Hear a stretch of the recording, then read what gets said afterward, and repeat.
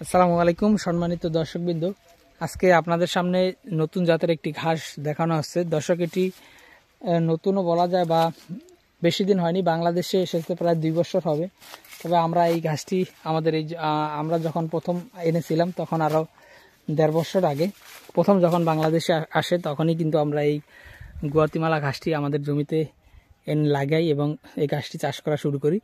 দর্শক, বর্তমান সময়ে আমাদের এই জমিতে সম্পূর্ণ এই ঘাসগুলোই কিন্তু কাটিংয়ের জন্য আমরা রেখে দিয়েছিলাম দীর্ঘ 9 মাসের মতো, এবং বর্তমানে এই ঘাসে কিন্তু পরিপক্ক কাটিং বর্তমানে তৈরি হয়েছে।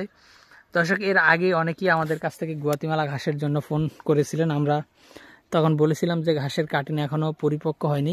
দর্শক, এই ঘাসটির কাটিং হতে অনেক সময় লাগে, বিশেষ করে অন্যান্য ঘাসে বিশেষ করে জারা ঘাসে আপনার 3.5 থেকে 4 মাসে কিন্তু পরিপক্ক এবং ভালো মানের কাটিং হয়ে যায়। তবে গুয়াতিমালা ঘাসটি কাটিং হতে আমরা এই ঘাসটি এই জমিতে রেখে দিয়েছিলাম 9 মাসের মতো। দর্শক, অনেক দিন এই ঘাসটি জমিতে রেখে না দিলে কিন্তু কাটিং পরিপক্ক হয় না। আর আরেকটি কারণ হলো এই ঘাসটি কাটিং জার্মিনেশন কম হয়। অল্প বয়স্ক কাটিং দিলে কিন্তু জার্মিনেশন একেবারেই হয় না। তো দর্শক, সে কারণেই আমরা দীর্ঘদিন এই ঘাসটি রেখে দিয়েছি এবং বর্তমানে এই ঘাসগুলো কাটিং বিক্রি করা শুরু করেছি। আপনারা যারা গুয়াতিমালা ঘাসের কাটিং সংগ্রহ করতে চান অথবা আপনারা যারা এই গুয়াতিমালা ঘাসের চারা সংগ্রহ করতে চান, দর্শক আরেকটি কথা বলি, গুয়াতিমালা ঘাসের চারা আপনি যত পিস লাগাবেন তত পিসই কিন্তু জার্মিনেশন হবে, চারা কিন্তু মারা যায় না।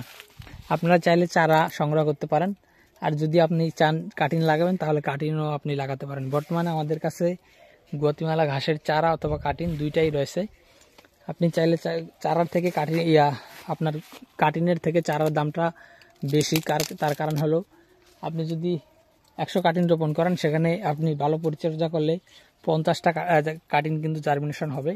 আর আপনি যদি 100 চারা রোপণ করেন, আপনি 100 চারাই কিন্তু জমিতে জার্মিনেশন হবে, চারা কিন্তু মারা যায় না বা মিস হয় না। তো দর্শক শ্রোতা, বর্তমানে চারা এবং কাটিং দুইটাই রয়েছে। আপনি যেটা সংগ্রহ করতে চান সেটাই কিন্তু বর্তমানে আমাদের কাছ থেকে নিতে পারবেন।